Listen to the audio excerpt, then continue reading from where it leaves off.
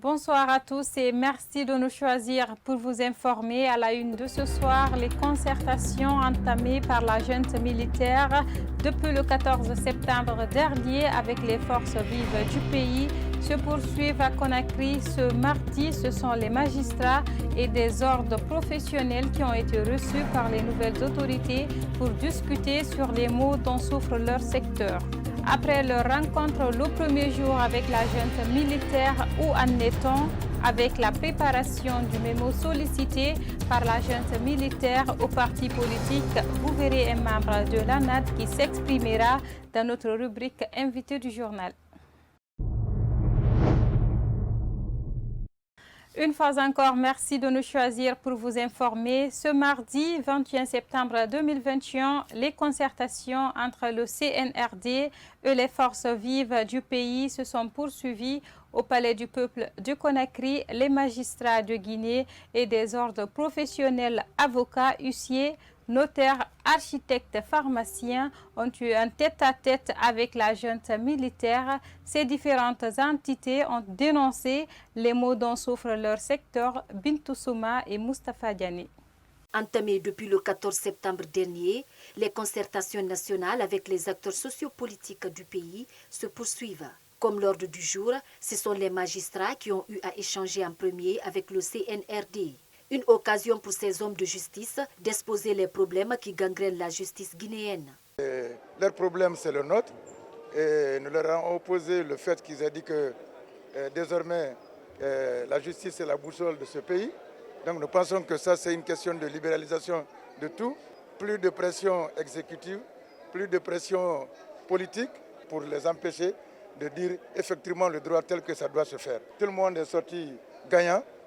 Par rapport aux aspirations légitimes de la République de Guinée, du peuple de Guinée, pour une justice saine, débarrassée ici de toute forme de corruption et de tous les maux, il a pris le ferme engagement de recevoir tous les mémos qui vont être déposés.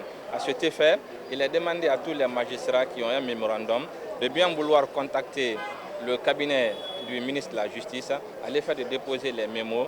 Après les magistrats, place aux acteurs immobiliers, notaires et architectes. Le loyer cher et les conflits domaniaux ont été dénoncés par ces acteurs qui demandent un toilettage dans le domaine. On a fait comprendre que ça ne va pas sur le plan immobilier. L'habitat est en retard par rapport à la population. Donc ça n'évolue pas. Quand la population est à Koya, l'habitat est déjà à Dixine. Donc c'est tellement un énorme écart qui ne nous permet pas d'avancer. Et le ministère de l'Habitat, c'était géré par des pharmaciens parfois et des médecins. Et il n'y a pas la biologie en matière d'habitat. Le président a répondu qu'il prend acte et qu'il veillera à ce que ça marche. Entre autres, nous avons plaidé à ce que les nouvelles autorités en place puissent nous prendre en compte en ce qui concerne surtout la réglementation du secteur immobilier en Guinée, la promotion du secteur immobilier en Guinée, lutter contre le loyer cher et en ce qui concerne aussi les conflits liés au foncier guinéen. La réponse du Monsieur le Président, c'est de nous rassurer de la disponibilité à nous recevoir à travers un mémorandum que nous allons élaborer afin qu'il puisse prendre nos préoccupations. Les attestations de cession et de donation délivrées par les quartiers font qu'aujourd'hui, les 90% des litiges qui sont dans nos cours et tribunaux, ça concerne le foncier. Le président du CNRD a eu une oreille attentive, il a pris note et nous a même demandé de bien vouloir faire des propositions à cet effet pour mettre fin à de telles pratiques. Plus loin, le Conseil national de l'ordre des pharmaciens a demandé à la junte l'application de la loi pour que tout rentre dans l'ordre dans le secteur pharmaceutique et promet de les accompagner.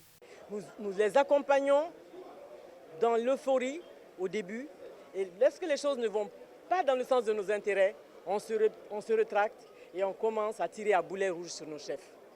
Il faudrait que nous changeons, que nous apprenions à nous sacrifier parce que rien n'est obtenu gratuitement.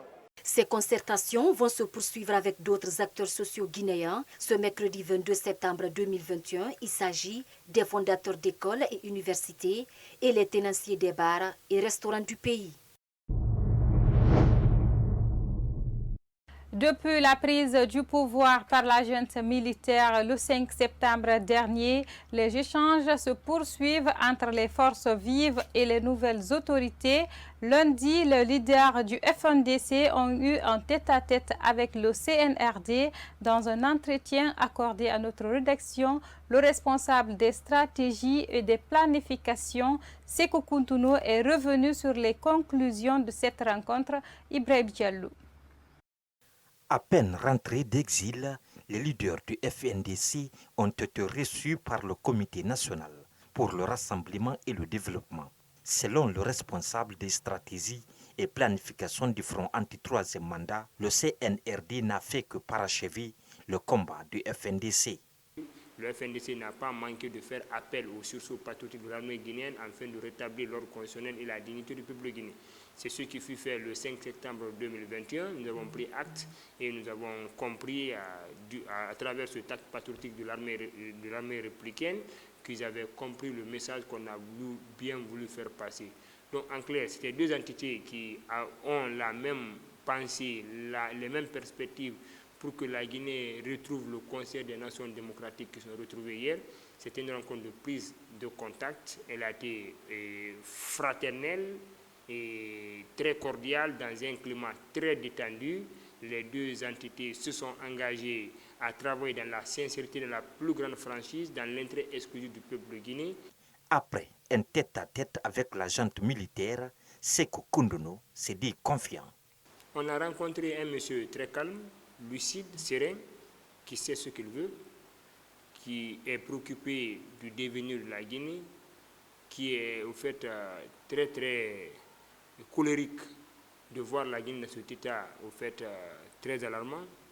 Donc nous avons espoir, s'il est mieux conseillé, il est accompagné à travers tous les bons fils de Guinée et que nous mettons l'intérêt général du pays en avant, pas nos intérêts particuliers.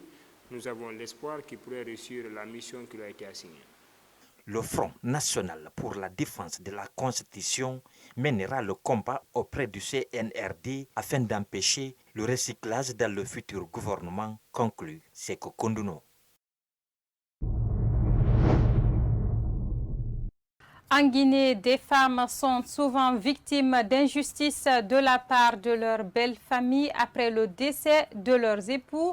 C'est le cas de Safiatou Kamara, mère d'une fille qui se plaint d'être victime d'acharnement de la part d'un proche de son époux à cause des biens laissés par ce dernier avant son décès. Mariam Tindibari et Ibrahima Paye Kamara pour le reportage.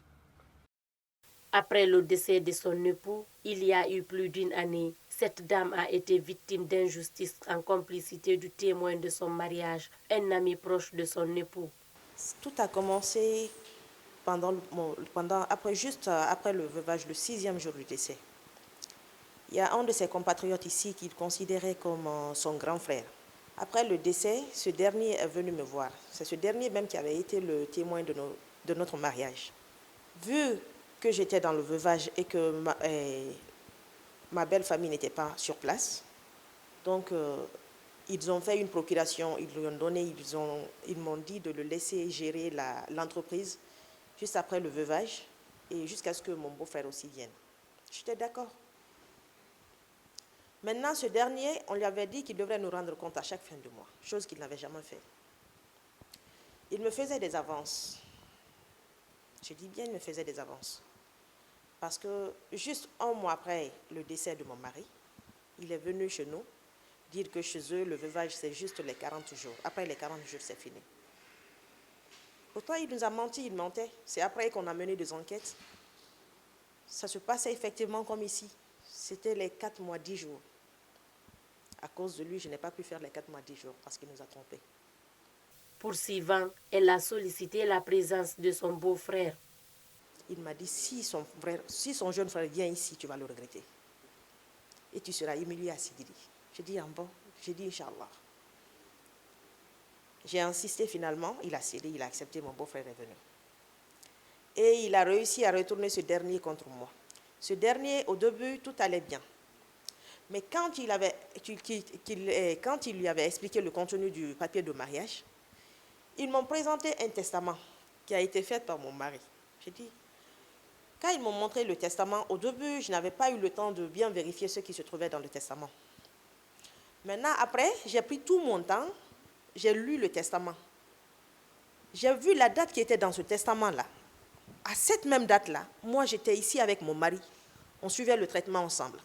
Comment est-ce que mon mari pouvait être ici, en Guinée, et puis être au Ghana en même temps? J'ai dit, votre testament-là n'est pas vrai. Je dis, je ne suis pas d'accord avec ça. Pour justifier cette affaire, son beau-frère aurait créé un faux testament pour l'allégation des biens de son époux, une chose à laquelle Safiatou Camara s'est opposée. Ce qui me fatigue, hein, je sens que ces gens-là sont soutenus par mes propres compatriotes. Surtout au tribunal de Sigri, actuellement, moi je n'ai pas mon mot à dire là-bas. Commencez par le président du tribunal, jusqu'à la vice-présidence, le procureur de la République, et surtout, je dis bien surtout, il y a un substitut du procureur, dénommé C. Avis Gami. C'est lui, ce dernier-là s'est permis même de me menacer, me dire que tant qu'il ne me voit pas derrière les barreaux, qu'il ne sera pas tranquille. Safiatou Camara a perdu son mari suite à un accident de la circulation. Il a laissé derrière lui des biens, notamment des maisons, des terrains en Guinée, y compris au Ghana, son pays d'origine. En plus, il a aussi laissé une entreprise basée à Sigiri, en Haute-Guinée. En août dernier, une trentaine d'employés de la société de transport Al Bayrak ont été arrêtés et incarcérés à la maison centrale de Conakry, alors que ces derniers réclamaient l'amélioration de leurs conditions de vie et de travail. Ce mardi 21 septembre 2021, notre rédaction s'est intéressée à l'évolution de ce dossier et est allée à la rencontre d'Aboubacar Mariam Fofana, secrétaire général de la délégation syndicale d'Al Bayrak. Reportage Kadiatou Bari et Ibrahima Khalil Silla. Depuis le 16 août dernier, la société Al Bayrak est en conflit avec certains de ses travailleurs qui ont fini en prison. Luttant pour la cause de ces derniers, Aboubacar Mariama Fofana apporte des précisions sur l'évolution de leur dossier. Le dossier évolue très bien en faveur des travailleurs. Je rappelle d'abord que les détenus qui étaient à la maison centrale ont été tous libérés après le coup d'État du 5 septembre par le colonel Mamadi Doumbouya. Donc quand ils ont été libérés, nous avons observé une semaine et demie. Et puis la direction a décidé d'ouvrir les négociations et donc la centrale est venue vers la délégation syndicale afin que la grève soit suspendue et reprendre normalement les activités.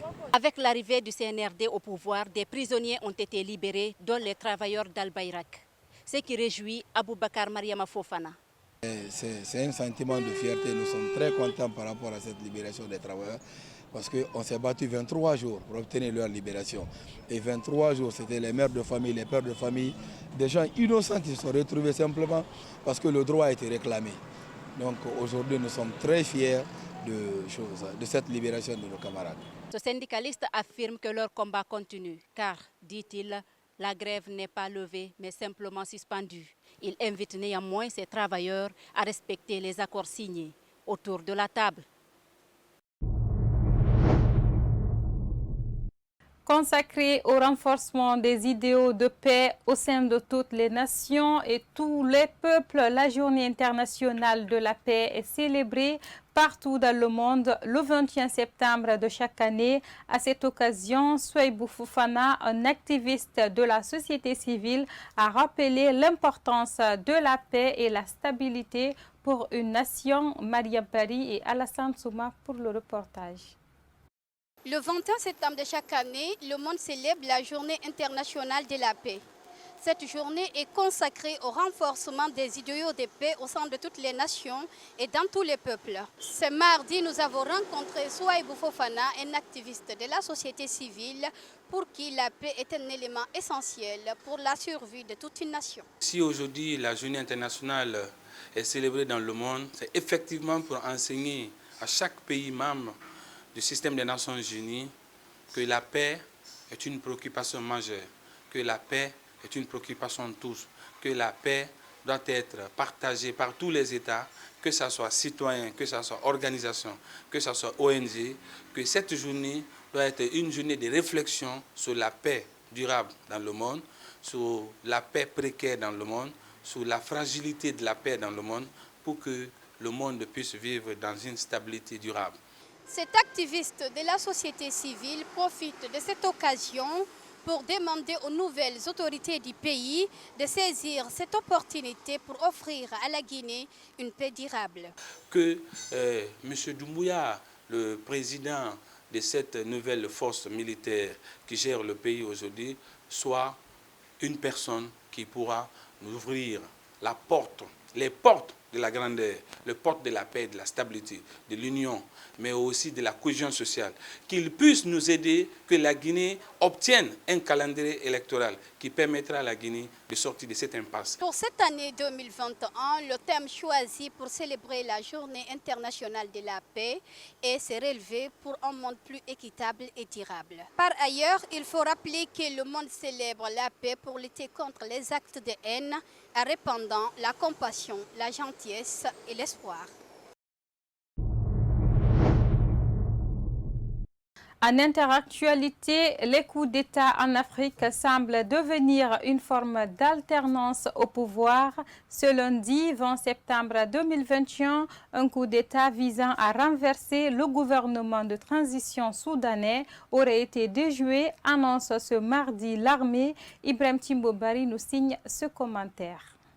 Ce lundi 20 septembre 2021, un groupe aurait tenté de s'emparer du pouvoir de transition au Soudan, a annoncé ce mardi l'armée dans un communiqué lu à la télévision nationale du pays. Un putsch qu'aurait tenté de mener des partisans du président déchu Omar el-Béchir. Après cette annonce, les autorités du pays ont rassuré le peuple soudanais qu'elles maîtrisent la situation. Cependant, le parti au pouvoir a condamné cette tentative de coup d'État dans un communiqué, je cite. C'est une continuation des misérables tentatives d'avorter la révolution de décembre par des officiers de l'armée qui soutiennent l'ancien régime. Dans la foulée de ces misérables tentatives pour faire avorter notre grande révolution, ce matin, un certain nombre d'officiers des forces armées de l'ancien régime ont lancé une tentative de coup d'État manqué pour un éventuel retour à l'ère de l'ancien régime, a déclaré Khartoum. Poursuivant, notre peuple qui s'est sacrifié pour cette transformation démocratique défendra la vérité et bloquera la route à ceux qui tentent de porter atteinte à la sécurité et à la sûreté de la nation. Fin de citation. À ce stade, la prise du pouvoir en Afrique par les coups d'État devient récurrent, ce qui dénoterait d'une mauvaise gestion extrême des deniers publics par les dirigeants africains. À présent, nous allons partir avec notre rubrique Invité du journal. Aujourd'hui, nous sommes avec M. Francis Abba, président de l'Union guinéenne pour la démocratie et le développement. Bonsoir, M. Francis. Bonsoir. Vous êtes le président du parti UGDD, membre de l'ANAD, une alliance qui a récemment soutenu le principal parti de l'opposition, UFDG, à sa tête Cellou Dalein Diallo à l'élection présidentielle de 2020. Vous aviez été les premiers qui ont eu un tête-à-tête avec les nouvelles autorités qui ont renversé le pouvoir d'Alpha Condé. D'abord, qu'est-ce qu'on peut retenir de cette rencontre avec la junte militaire ? Alors, il faut d'abord dire que c'est avec joie et grand espoir que nous avons reçu les nouvelles du renversement de Alpha Condé le dimanche 5 septembre dernier. Et donc, effectivement, les consultations font partie des démarches républicaines, des démarches légitimes pour aboutir à une transition apaisée qui, naturellement, devra mettre en place, n'est-ce pas, les bases d'une Guinée moderne et émergente. Cela dit, nous avons effectivement rencontré le président Doumbouya et les nouvelles autorités. La rencontre s'est globalement bien passée. Ils ont déroulé leurs valeurs en 5 étapes. Et nous n'allons pas en rentrer dans les détails. Ce qu'il faut retenir, c'est que c'était dans une ambiance conviviale. Mais compte tenu du timing, quelques leaders seulement ont pu prendre la parole. Et ils ont prodigué quelques conseils aux nouvelles autorités et puis certains ont donné leur vision pour permettre naturellement à la Guinée d'éviter les erreurs du passé et de pouvoir, n'est-ce pas, mettre les bases d'une véritable démocratie et d'un véritable état de droit. Et cependant, il faut déplorer quelques manquements quant à l'organisation de cet événement. Parce que j'ai vu des anciens députés, des présidents de partis politiques se battre pour avoir des cartes d'accès. Et il faut déplorer cela parce que la salle a été bondée, n'est-ce pas, d'activistes qui n'étaient pas des présidents de partis politiques. Donc cela fait que quelques leaders sont malheureusement restés dehors, faute de place à l'intérieur. Mais cela, naturellement, va être corrigé par les mémos que nous allons transmettre aux nouvelles autorités. Ces mémos-là vont être transmis, soit par les partis politiques que nous sommes, ou par les groupements de partis politiques ou coalitions. Aujourd'hui, où en est-on avec la proposition de mémo demandée par la junte?